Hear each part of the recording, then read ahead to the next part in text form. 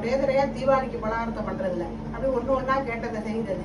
அதனால இங்கே பாருங்க தேங்காய் பூ வதக்கிட்டுங்க, சோமாக்காய் கையை போங்க, பொட்டுக்கட்டை வறுத்து வச்சாச்சு, மாவு பிசைறதுக்கு எல்லாம் எடுத்து வச்சிருக்கோம். பிசைஞ்சிட்டு ஃபுல் வீடியோ காமிக்க போறதில்ல, சும்மா பொறுக்கிறத காமிக்கணும்.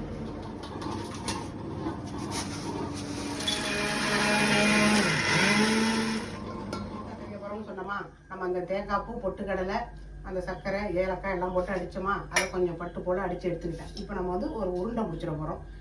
பொட்டுக்கடலை உருண்டை ரொம்ப நல்லா இருக்கும். நெய்யை அது கூட கொஞ்சம் போல முந்திரியை நுணுக்கிட்டு வந்திருக்கேன். நீங்க எவ்வளவு வேணாலும் பிடிச்சிக்கலாம். நான் சும்மா இப்போ ஒரு 4 உருண்டை கொஞ்சமா பிடிக்க போறேன், ரொம்ப வேண்டாம்.